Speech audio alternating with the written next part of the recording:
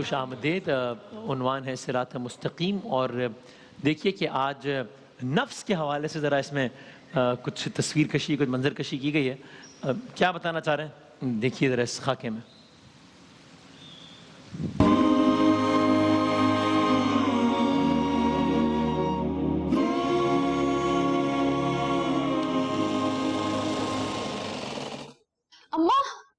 اماں دیکھیں, اس بار عید پہ مجھے بالکل ایسا جوڑا بنانے دیکھیں. ہاں ہے تو بہت اچھی, لیکن اس دفعہ گھر میں رمضان کے لیے راشن آ جائے اسے غنیمت سمجھنا. ارے ان ڈیزائنرز نے تو ہم جیسے محنت کر کے کپڑے سینے والوں کی روٹی روزی تباہ کر کے رکھ دی ہے. اچھا نا اماں, ڈیزائنر کے کپڑے دیکھنا بھی تو پیسوں والوں کا کام ہے نا. ہم جیسے لوگ تو ڈیزائنر کے کپڑے انٹرنیٹ پہ بھی نہیں دیکھ سکتے. اماں فون آ رہا ہے. ہیلو جی وعلیکم السلام. جی میں ٹھیک ہوں. جی ہاں بن جائیں گے, کیوں نہیں. ہاں جی اچھا ٹھیک ہے ٹھیک ہے. ہاں آپ پیسے بھیج دیجئے. اللہ حافظ. کیا کہہ رہی ہیں طاہرہ خالہ؟ وہ تو نئے کپڑے سلوا رہی ہوں گی نا.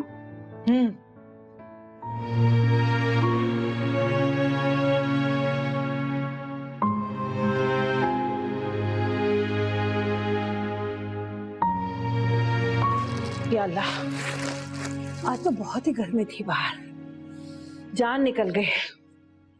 تو میں کہہ رہی تھی کہ میرے ساتھ چلی چلو, لیکن تم کہاں مانو گی میری بات. اماں میں کیسے جاتی, میرا کل پیپر ہے. اچھا یہ تو بتاؤ طاہرہ نے کتنے پیسے بھجوائے؟ 50,000 بھیجے اماں. 50,000؟ کیا سارے کنبے کے کپڑے سلوائے گی؟ ارے اماں آج کل 50,000 کی اوقات ہی کیا ہے, اور ویسے بھی اس نے شادی کے شرارے غرارے سلوانے تھے, اس لیے اتنے پیسے بھیجے.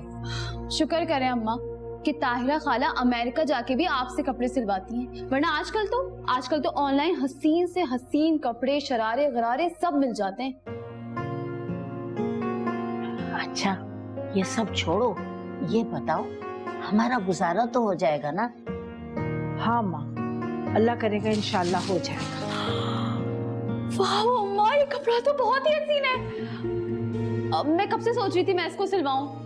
اماں سنیں نا, میرا سی دیں. کیا ہو گیا, دماغ خراب تو نہیں ہو گیا تمہارا؟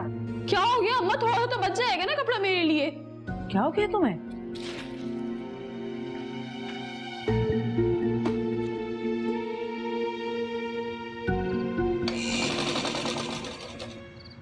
اماں کیا ہو جائے گا کہ آپ اس میں سے میرا بھی ایک جوڑا بنا دیں. ارے بیٹا کیسے بنا دوں تمہارا جوڑا؟ کہ طاہرہ کی بیٹیوں کے لیے کپڑا لے کر آئی ہیں, انہی کے 2 جوڑے بنیں گے بس. اماں تو میرا بھی تو بن سکتا ہے نا, مجھے نہیں پتا بھائی. کہاں سے لا دوں؟ یہ بہت مہنگا کپڑا ہے, اتنے پیسے نہیں ہیں ہمارے پاس. پیسے تو آ جائیں گے نا اماں. کہاں سے آئیں گے پیسے؟ اگر تم یہ سمجھ رہی ہو کہ ان کپڑوں کی سلائی سے مجھے جو رقم ملے گی اس سے میں تمہارا جوڑا. ارے اماں اگر آپ میری بات سمجھیں اور مانیں تو آپ کا کام بھی ہو جائے گا اور میرے کپڑے بھی بن جائیں گے.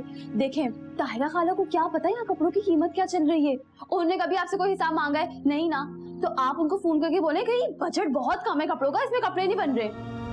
نہیں میں ایسا ہرگز نہیں کروں گی. اور بیٹا تم اپنی چادر دیکھ کر نا پیر پھیلایا کرو. پتہ نہیں کیسی ماں ہیں آپ, مجالے اپنی اولاد کی خوشی کے لیے آپ نے کبھی کچھ کیا ہو؟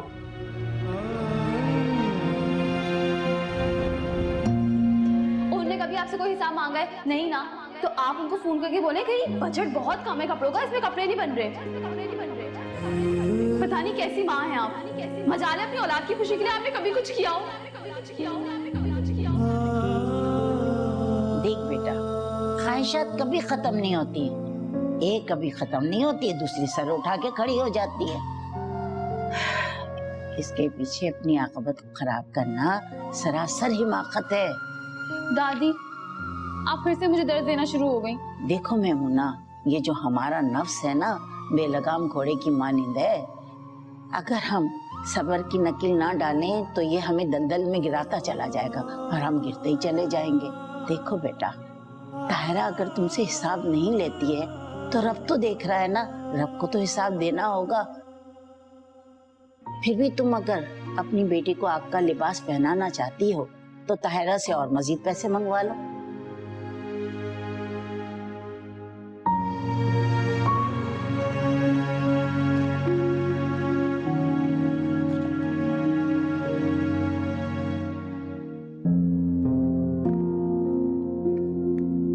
नूर, नूर, बेटा उधर दराज में पैसे रखे थे, कहाँ गए? कौन से पैसे? अम्मा, ताहिरा के पैसे थे। अभी तो मुझे कपड़े लेकर आने थे, मैं लाई भी नहीं थी। अभी बच्चियों के लाने बाकी थे, ना जाने कहाँ चले गए पैसे। नूर, तू देख नहीं रही है बेटा, तेरी माँ कितनी परेशान है, जब जाके ढूंढ। हाँ हाँ हाँ अम्मा, मैं ढूंढती हूँ। आप अब ताहिरा के कपड़े कैसे बनाऊंगी मैं? अल्लाह, तुम परेशान नहीं हो, अल्लाह सब ठीक कर देगा। कहाँ रख दिए पैसे अम्मा ने?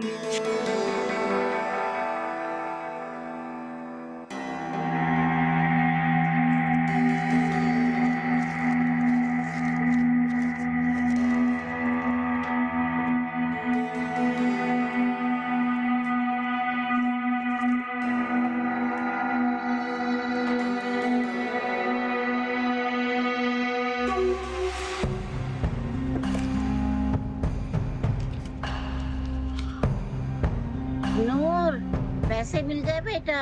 अब नहीं दादी, ढूंढ रही हूँ।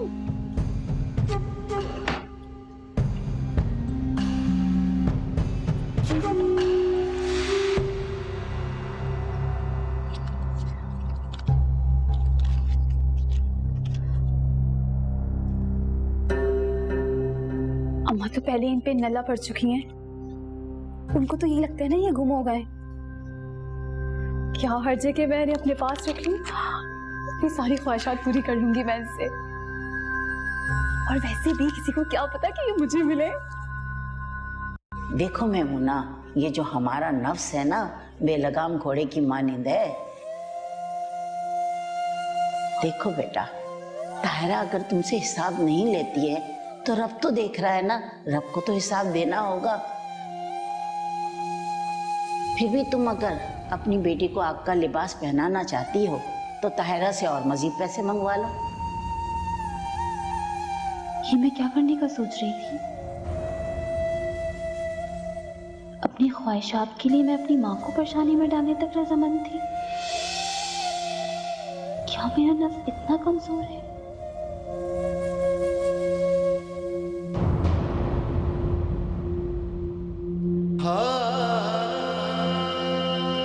अम्मा, अम्मा, अम्मा मिल गए आपके पैसे। हैं? मिल गए? या अल्लाह तेरा लाख लाख शुक्र। कहाँ से मिले बेटा? अम्मा वही जो दराज में चादरें थी उनके नीचे रखी हुई थी। या अल्लाह तेरा शुक्र। अम्मा, मुझे आग का लिबास नहीं पहनना। किसी की भी अमानत में आप मेरी मोहब्बत के लिए कभी खयानत मत कीजिएगा। मुझे माफ कर दें कि मैंने आपको उकसाया, लेकिन मैं आपसे वादा करती हूँ अम्मा, आज के बाद कोई भी फजूल ख्वाहिश आपसे जाहिर नहीं करूँगी।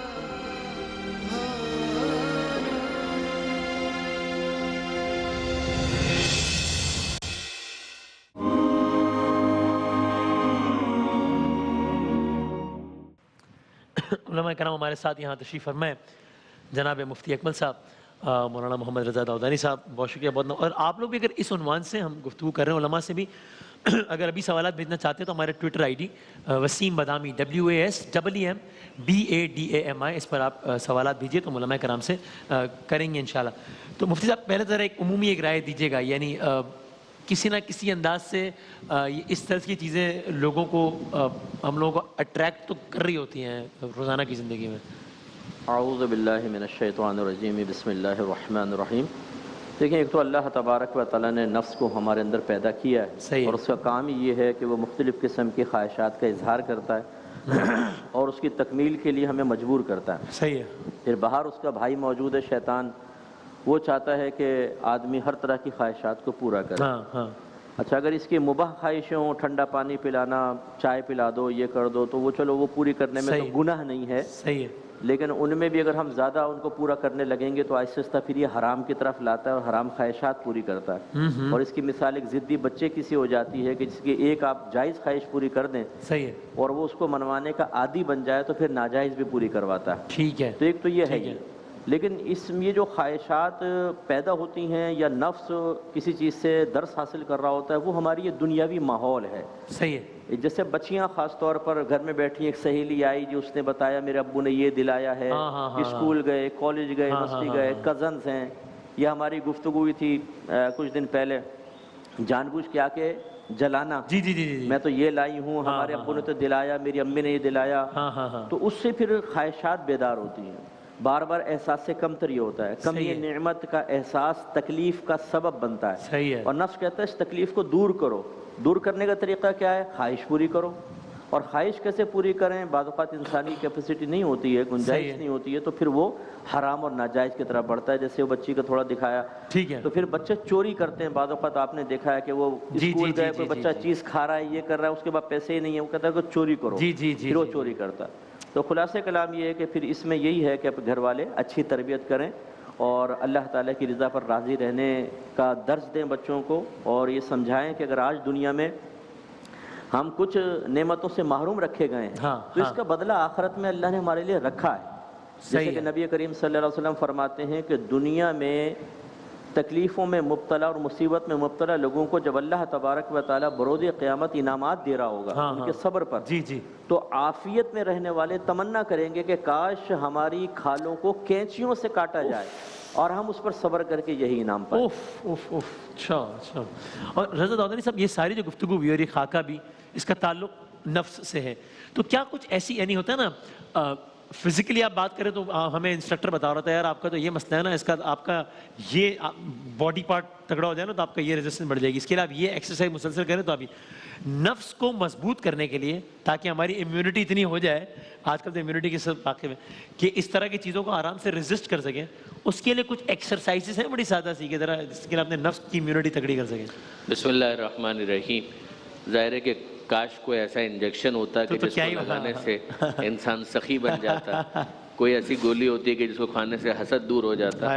تو یہ سارے روحانی اور نفسانی جو معاملات ہیں، نفس کی تربیت کے معاملات ہیں، اس کی جو ورزشیں ہیں وہ بھی اسی نوعیت کی ہیں۔ خود اس وقت جو ہم ماہ مبارک رمضان میں روزہ رکھ رہے ہیں، اگر آپ غور فرمائیے تو یہ تقویٰ کہاں پیدا ہوتا ہے؟ انسان کے نفس ہی کے اندر تو پیدا ہوتا ہے۔ جو سیلف کنٹرول جب ہم کہتے ہیں تو سیلف کا مطلب ہی نفس ہے، یعنی اپنے نفس کو کنٹرول کرنا، سیلف ڈسپلن یعنی تہذیب نفس، اپنے نفس کا تزکیہ کرنا یعنی اس کو پاک کرنا، پیوریفیکیشن کی طرف لے کر جانا۔ یہی نفس ہے کہ جس کے اندر خدا نے یہ صلاحیت رکھی ہے کہ وہ فسق و فجور کو بھی آگے لے جا کر جا سکتا ہے۔ وہ جو سورہ شمس کی بہت مشہور آیت ہے کہ وہ نفس وما سواہا فالہمہا فجورہا وتقواہا، کہ اس کے اندر فجور کی صلاحیت بھی رکھ دی گئی ہے، الہام کیا گیا ہے، اور تقویٰ کی صلاحیت بھی اس کے اندر رکھی گئی ہے۔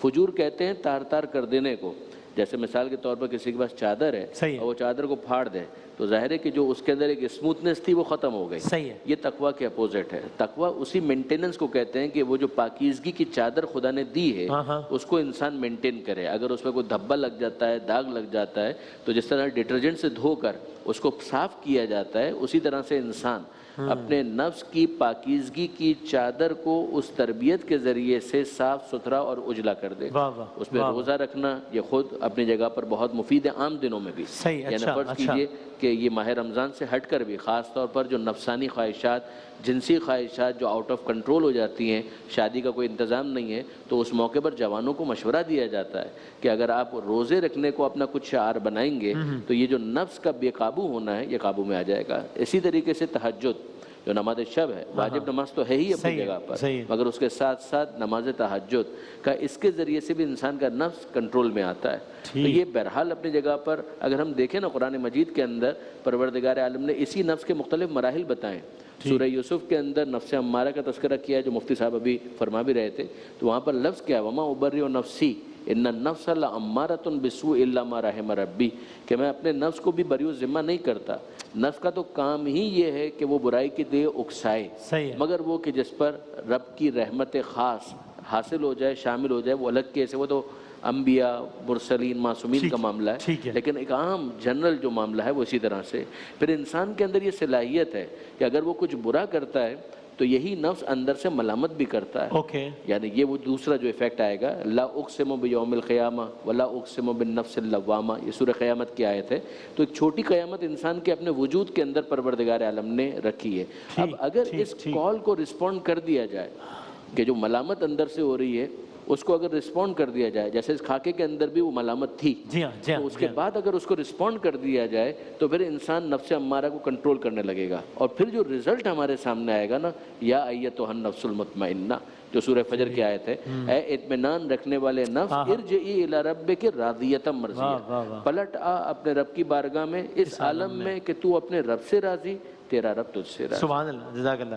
اس کا ایک پہلو جس کا آپ نے تذکرہ بھی کیا، کسی کا مال لے لینا، اس کی علم لائے بغیر چوری کرنا، اس عنوان سے بھی کچھ فرمائیے کہ چوری جس بھی سطح پر ہو، چاہے وہ اس سطح پر ہو کہ آپ کسی کا حق مار رہے ہیں، کسی کی چیز لٹرلی چوری کر کے اپنے جیب میں ڈال رہے ہیں، کیا فرمایا گیا اس کے بارے میں؟ یہاں چوری دو جہتوں سے ہم اس کو دیکھتے ہیں، ایک تو یہ کہ اس پہ حد جاری ہو، ٹھیک ہے، ٹھیک ہے نا، وہ ہاتھ کاٹنے کی جو سزا ہمارے اسلام میں ہے وہ کم از کم 10 درہم کا مال چوری کرتے ہیں تو اس پر ہوتا ہے، اچھا اچھا اچھا، اور ایک ہے کہ اس پہ حد جاری نہ ہو لیکن وہ چوری کہلائے، ٹھیک ہے، یہ تو پھر بجلی بھی چوری کرتے ہیں لوگ، آپ دیکھیں اس میں فزیکلی طور پہ تو آپ نہیں کر رہے لیکن کنڈا ونڈا لگا کر آپ نے کر لیا، صحیح ہے صحیح ہے، اسی طریقے سے کسی کا کھانا چوری کر لیا، پیسے چوری کر لیے، اسی طرح ہیکنگ وغیرہ جو ہے یہ سب یہ بھی چوری کے ڈیفینیشن اندر آتے ہیں، خاص طور پر یہ جو نیٹ کنیکشن میں وائی فائی لگا لیا پاسورڈ کے اجازت کے بغیر، حصول برکت کے لیے گھس جاتے ہیں اور پھر وہ سامنے والا برا بھلا کہہ رہا ہوتا ہے، یہ بھی چوری کی یہ کیٹیگری سب میں چوری کے زمرے میں آ گئی۔ دوسرے مسلمان بھائی کی چیز کو اس کی بغیر اجازت خفیہ طور پر اس طرح حاصل کرنا کہ اگر اس کو پتہ چلے تو وہ ناراض ہو جائے، صحیح ہے صحیح ہے، یہ سب چوری کے زمرے میں آتا ہے۔ حتیٰ کہ اگر آپ کسی کا موبائل لے کر اور اس کو اس کا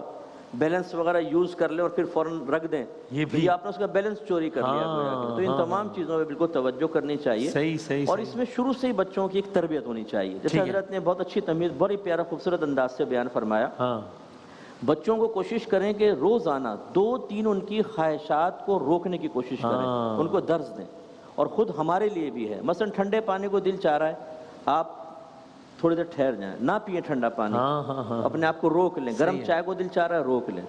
اچھا ایک ہوتا ہے روک لینا اور ایک ہوتا ہے اس کے جسٹ اپوزٹ اختیار کرنا، ٹھنڈے پانی کو دل چاہ آپ نے چھوڑ دیا کہ نہیں پیوں گا، یہ روکنا ہے، اور ایک ٹھنڈا نہیں گرم پیوں گا، یہ اور زیادہ مشکل ہوتا ہے تھوڑا۔ تو 3 خواہشات اگر روزانہ ہم اس طرح اپنی دبائیں، مباح خواہش، تو وہ ایک طاقت پیدا ہوتی ہے روحانی کہ جس سے چوتھی حرام خواہش کو روکنا آسان ہو جاتا ہے۔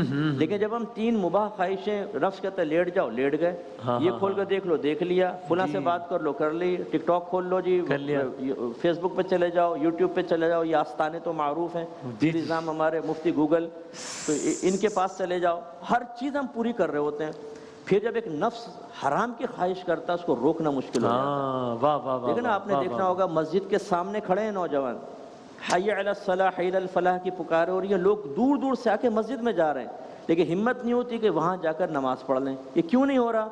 نفس نے روکا ہوا ہے، اور کیوں نفس نے روک لیا؟ اس لیے کہ آپ نے اس کی مباح خواہشیں اتنی پوری کر دیں، اور اس کے بعد حرام بھی، کہ وہ سرکش بچے کی طرح وہ اس بات پہ ٹرین ہو گیا نفس کے جو دل چاہ رہا ہے وہ کر لو۔ جی ہاں، تو ہمارا مذہب اس کو پسند نہیں کرتا نا، ہمارے نبی کریم صلی اللہ علیہ وسلم نے خود یہ سب کچھ کر کے دکھایا، کتنی نفسانی خواہشات سے اپنے آپ کو روکا، مسلسل آپ کا بھوکا پیاسا رہنا، تہجد پڑھنا، قیام اللیل کرنا، اسی طرح صحابہ کرام علیہم رضوان کی مثالیں امثلہ ہمارے سامنے ہیں۔ تو اگر یہ نفس کو یہ ہم بڑا معمولی سمجھتے ہیں، یہ بہت امپورٹنٹ چیز ہے۔ یہ دیکھیں علماء کہتے ہیں کہ شیطان سے زیادہ خطرناک نفس ہے، وہ کیوں؟ اس لیے کہ آدم علیہ السلام کو جب سجدہ کرنے کا حکم ہوا تو اس نے تکبر کیا اور انکار کر دیا، تو کہتے ہیں کوئی دوسرا شیطان تو تھا نہیں جس نے بہکایا، تو کس نے اس کو روکا؟ کہتے ہیں اس کا نفس تھا، اس کو، ہاں اس پہلے والے کو کس نے بہکایا تھا؟ اس لیے یہ شیطان کا بھی بڑا بھائی ہے۔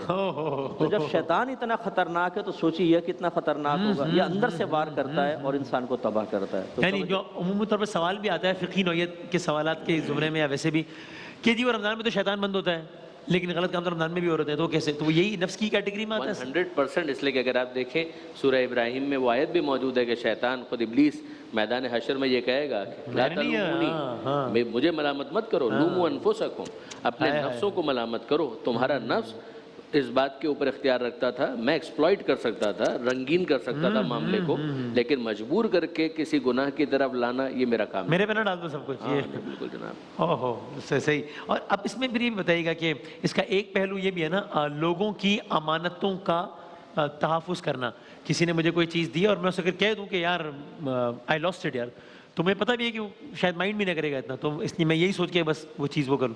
تو ہم بڑی روانی کے ساتھ سنتے ہیں سرکار دو عالم صلی اللہ علیہ وآلہ وسلم کے حوالے سے صادق اور امین، تو یہ امین ہونا کتنا ضروری ہے، ذرا اس عنوان سے بھی فرما دیجیے، یہ بھی اس کا ایک پہلو تھا نا۔ آپ دیکھ لیجئے کہ شب ہجرت امیر المومنین کو اپنے بستر پر لٹایا تھا تو یہ وصیت کی تھی کہ اے علی میرے بعد، یعنی میں مکہ سے جا رہا ہوں، یہ کافروں اور مشرکین کی امانت ہے، یہ ان کے مالکوں تک پہنچا دینا، پھر اس کے بعد میرے پاس مدینہ آ جانا۔ یعنی آپ ذرا دیکھیں کہ مولا وہ ہیں کہ جن کو بیٹے کی طرح سے پیغمبر اکرم نے پالا ہے، اور وہ فدیہ بن رہے ہیں پیغمبر اکرم کے لیے، وہ تو ایک۔ دوسری چیز کہ وہی مشرکین کے جو جان لینے کے در پہ ہیں، انہی کی امانتوں کے بارے میں اتنی حساسیت ہے کہ ان کی امانتیں ان کو پہنچا دینا، پھر میرے پاس آ جانا۔ اور پھر آپ جانتے ہیں کہ بعد میں مولا کائنات نے پیغمبر اکرم کے حکم کے مطابق وہ امانتیں پہنچائی ہیں، اور پھر آگے تشریف لے گئے، جو فواتم جو گھر کی اور خواتین تھیں ان کو لے کر پھر مدینہ منورہ کی طرف روانہ ہوئے۔ تو امانت تو ایون کافر کی بھی ہو، مشرک کی بھی ہو، اس کے بارے میں بھی ایک مسلمان کو اپنے رسول کا یہ اسوہ یاد رکھنا چاہیے۔ تو جہاں ایک مسلمان کی امانت ہے، ایک مومن کی امانت ہے، تو اور حساسیت بڑھ جاتی ہے۔ اور امانت کا مطلب صرف یہی نہیں ہے نا کہ میں آپ کو ایک چیز دوں کہ یہ آپ پلیز بطور امانت رکھیے، میں آپ سے کل واپس لے لوں گا۔ مطلب ساتھ کام کر رہے ہیں، کسی کی کوئی چیز غلطی سے میرے پاس آ گئی، کسی نے اپنی کوئی چیز مجھے استعمال کے لیے دے دی، وہ ساری چیزیں اسی امانت کی کیٹیگری میں آ جائے گی نا، کہ اس انسان کی امانت ہے۔ آپ اس کی براڈنس دیکھیں، اس کی وسعت دیکھیں کہ ایون جو مشورہ ہے وہ بھی ایک امانت ہے، کہ اگر کوئی کسی سے مشورہ مانگ رہا ہے تو اس کے پاس اگر صحیح مشورہ ہے تو وہ اپنا ایکسپرٹ اوپینین دے، اور اگر نہیں ہے تو وہ معذرت کر لے۔ ایسا نہ ہو کہ وہ اس کی بات کو گیون لے لے اور اس کے اوپر عمل کرے، اور بعد میں اس کو کوئی نقصان ہو جائے، اور ظاہر ہے کہ اس کے نتیجے میں بد دعائیں تو جو ملیں گی ملے گی، لیکن یہ بھی خائن کہلائے گا۔ اچھا اوکے، یعنی اس حد تک اس کا تو پھر یہ اس میں ہم نے یہ بھی دیکھا مفتی صاحب بار بار آگ کا لباس، اور یہ یعنی اگر اپنی نفسانی خواہشات کو پورا کرنے کے لیے ایک انسان کے پاس یعنی وہ فائنینشیل کیپیسٹی نہیں ہے، اس کے لیے جائز طور پہ یہ ایفرٹس کرنا کہ میں اس قابل ہو جاؤں کہ یار فلاں لوگوں کے پاس یہ لگژریز ہیں لائف میں، میرے پاس نہیں ہے، مجھے بھی چاہیے، جائز طور پر اس کے اصول کے لیے ایفرٹس کرنا، وہ تو کوئی پرابلم نہیں ہے۔ جو ہماری حاجات ہوتی ہیں، چیزوں کی ضرورت ہوتی ہے، وہ چار ہم اس کو اقسام میں تقسیم کرتے ہیں۔ ایک ضرورت ہوتی ہے، ایک حاجت ہے، ایک منفعت ہے، ایک زینت ہے۔ ٹھیک ہے۔ ضرورت تو وہ امور ہوتے ہیں جن کے بغیر آپ ہلاک ہو جائیں گے، آپ کا لباس، آپ کا مکان، کھانا پینا۔ صحیح۔ حاجات وہ ہوتی ہیں کہ جن کے بغیر مریں گے تو نہیں لیکن زندگی مشکل ہو جائے گی، جیسے اپنا ذاتی مکان، کرائے کے مکان میں بھی رہ سکتے ہیں لیکن ذاتی مکان۔ پھر آتا ہے منفعت، 3 دکانیں میں سوچتا ہوں چوتھی دکان بھی ہو جائے، یہ منفعت۔ اور پھر زینت، یار میرے ایک فانوس 35 لاکھ کا دیکھا ہے میں نے وہاں، یہ گھر میں لگ جانا بڑا زبردست ہو جائے گا، یہ منفعت ہے۔ تو ضرورت کے درجے میں تو وہ مجبور محض ہے، وہ تو کرنا ہی پڑے گا ورنہ ہلاک ہوگا۔ صحیح ہے۔ حاجت کے درجے میں بھی اس کو تگ و دو کرنی ہوگی ورنہ گھر والے اور اپنی ذات پریشان ہو جائے گی۔ لیکن منفعت اور زینت کے اندر ہمیں دیکھنا ہوگا کہ منفعت میں ایسا نہ لگ جائیں، کیونکہ منفعت کے حصول کے لیے بعض اوقات انسان پھر حرام کی طرف بڑھتا ہے۔ اپنے کاروبار کو وسعت دینے کے لیے کہ تیسری دکان بھی آ جائے، چوتھی دکان بھی آ جائے، اس میں نمازیں بھی قضا ہو رہی ہیں، علم دین سے انسان دور ہو رہا ہے، گھر والوں کے حقوق پورے نہیں کر رہا۔ جوش و جذبہ یہ ہے کہ ایک کاروبار ہے تو 4 کاروبار ہو جائیں، ایک دکان ہے 2 دکانیں ہو جائیں، ایک بلڈنگ کھڑی ہو گئی، 4 بلڈنگیں اور میں بلڈر صاحب کہتے ہیں میں کھڑا کر لوں، اور اس میں پسینے پہنچ رہے ہیں اور سب کچھ، نہ کھانے کو مل رہا ہے نہ پینے کو، بینک بیلنس اتنا ہے لیکن جتنا پہن لیا جتنا کھا لیا بس یہ ساتھ ہے، باقی سب یہ پڑا رہ جائے، اس میں لگ کر انسان گناہ بھی کرتا ہے۔ اور پھر زینت میں تو اور زیادہ، تو ہر درجے میں پھر ہمیں غور کرنا چاہیے کہ کس میں کتنا ہمیں حرص کرنی چاہیے اور کتنا نہیں۔ تو ضرورت اور حاجت میں تو مجبور ہے تقریباً وہ ہمیں کرنا ہے، منفعت کے اندر احتیاط کے ساتھ کہ اپنا دین کا اور آخرت کا نقصان نہ ہو۔ صحیح۔ میں نے کہیں ایک واقعہ یا شاید حکایت ہے، آپ بتائیے گا اگر اس میں کہیں سنا تھا کہ بھئی فلاں شخص کو کسی نے کہا، فلاں صاحب نے کہا کہ یار تم یہ کاروبار تمہیں نہیں کرنا چاہیے، ان کی رائے بڑی معتبر تھی، پھر بھی اس نے ان کی رائے کے برخلاف کاروبار کر لیا اور کاروبار میں نہایت فائدہ ہوا، تو وہ گیا ان کے پاس کہ آپ یہ کہہ رہے تھے کہ مجھے کاروبار نہیں کرنا چاہیے، میں نے کیا اور میں نے اپنی زبان میں کو اربوں روپیہ بنایا ایسے، آپ کہہ رہے تھے کہ نقصان کا سودا ہوگا، مجھے کہیں نقصان نہیں ہوا۔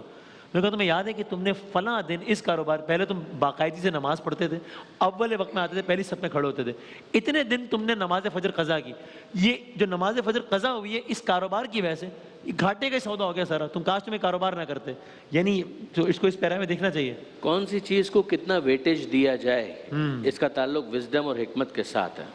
یعنی ایسا بھی نہ ہو کہ انسان اس ایکسٹریم پر چلا جائے، ایسا بھی نہ ہو کہ اس ایکسٹریم پر چلا جائے. ٹھیک ہے. یہ جو بیلنس ہے وہ بہت ضروری ہے. میں آپ کی خدمت میں عرض کروں، ڈر یہی لگتا ہے کہ جب موعظہ کیا جاتا ہے، نصیحت کی جاتی ہے، تو پھر ایک دوسری ایکسٹریم ہے کہ جہاں پر انسان پہنچ جاتا ہے اور کہتا ہے کہ مجھے کچھ نہیں کرنا، وہ بھی نہیں کہہ رہا، روحانیت اختیار کرتا ہے، مناسٹسزم اختیار کرتا ہے. وہ بھی نہیں، رہنا دنیا میں ہے، دنیا کا ہو کر نہیں رہنا.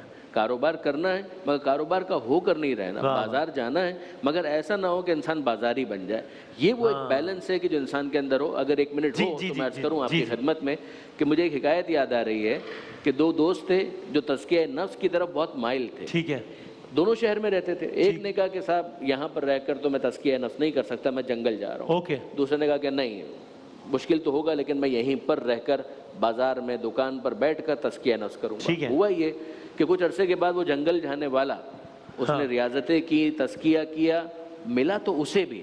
اور کیا ملا کہ وہ ایک شیر کے اوپر بیٹھ کر اپنے دوست سے ملنے کے لیے شہر میں آیا. ٹھیک ہے. اب آپ اندازہ کریں کہ شہر میں شیر پر بیٹھ کر وہ آ رہا ہے تو جتنے افراد ہیں پہلے تو وہی پریشان ہو گئے کہ یہ شیر کو قابو کرنے والا کون ہے. صحیح ہے. پھر اس کے بعد اس نے پوچھا کہ میرا دوست کہاں پر ہے، کہا کہ اس کی دکان وہاں پر ہے. صحیح ہے. تو پھر وہ شیر کو پارکنگ ڈھونڈ رہا تھا کہ کہاں پر پارک کروں. پھر جب اس نے شیر کو پارک کیا اور وہ داخل ہوا دکان میں، تو دکان میں داخل ہونے کے بعد اس نے اپنے دوست سے پوچھا کہ کیا حال ہے. یعنی اب وہ شیر کو دکھا رہا ہے کہ دیکھو میں نے یہ حاصل کیا ہے، میں نے شیر کو قابو میں کر لیا ہے. اب وہ جو دوست بیٹھا ہوا تھا اس نے کہا یار کچھ دیر کے لیے میں ذرا جا رہا ہوں دکان پر بیٹھنا، ایک 10 منٹ میں 15 منٹ میں حاضر ہوتا ہوں. وہ گیا اور ایک دوشیزہ اندر تشریف لائیں اور جب وہ ڈیل کر رہی تھی تو اس کا ہاتھ ایک گلاس سے جو شیشے کا تھا وہ ٹکرایا اور وہ گر گیا، اس لیے کہ وہ اپنے نفس پر قابو نہیں کر پا رہا تھا. جب وہ شہر میں تھا ہی نہیں، جنگل میں تھا، تو یہ سارے معاملات اس سے تو دور ہو چکا تھا. کچھ دیر کے بعد اس کا وہ دوست آیا، دکاندار تھا. اس نے کہا ہاں بھائی یہ کیسے، یہ گلاس ٹوٹ کیسے گیا؟ شرمندہ ہوا. اس نے کہا کہ بھائی بات اتنی سی تھی کہ نفس بے قابو ہو گیا، ہاتھ ٹکرایا، یہ شیشہ ٹوٹ گیا. تو اس نے کہا کہ بس اتنا یاد رکھنا، جنگل میں جا کر شیر کو قابو کرنا آسان ہے، شہر میں رہ کر نفس پر قابو پانا یہ کمال ہے. اور آخری بات فرما دیجیے کہ یہ بھی سنا میں نے کہ اس کا پھر کوئی اینڈ نہیں ہے کہ اگر اس کی لمٹ یہ ہو کہ انسان کا میرے پاس ایک سونے کی وادی ہو جائے اور مل جائے تو پھر کہیں 2 وادیاں ہو جائیں، پھر 3 وادیاں، یعنی اس کا پھر اینڈ نہیں ہے اس کا کوئی. ایک ماڈریٹ اپروچ فرمایا کہ انسان کو سونے کے اگر 2 وادیاں مل جائیں تیسری کی خواہش کرے گا، اس کا پیٹ تو صرف قبر کی مٹی ہی بھرے گی. آپ یہ دیکھیے کہ میں بس ایک بات عرض کرتا ہوں، ہم چھوڑنے کے لیے کماتے ہیں اور اپنے بچوں کو بھی درس دیتے ہیں بیٹا زیادہ خرچ نہیں کرنا، تھوڑا تھوڑا خرچ کرو، اپنی اگلی نسلوں کے لیے چھوڑ کر جاؤ. اربوں روپیہ بینک میں ہے، مر گئے، پھر وہ اگلوں کے لیے اربوں روپے چھوڑ کے جا رہے ہیں، مر گئے. اس پیسے کا فائدہ کیا ہے؟ نہ آپ اللہ کے لیے خرچ کر رہے ہیں، نہ اپنے لیے استعمال کر رہے ہیں. اتنا جمع کرنا، اچھا چلے جمع کرنا مطلقاً منع نہیں ہے، لیکن اس میں جب دین اور آخرت کا نقصان ہو وہ خطرناک ہے. یہ بیلنس جیسے حضرت نے فرمایا وہ قائم کرنا بہت ضروری ہے. جزاک اللہ، بہت نوازے، بہت شکریہ دونوں علماء کرام کا. ایک ماڈریٹ اپروچ کی یہاں بات کی ہے، بڑی پریکٹیکل، بڑی ماڈریٹ اپروچ کی بات کی ہے. بہت شکریہ. یہ وقفے کے بعد دوبارہ حاضر ہوتے ہیں انشاءاللہ.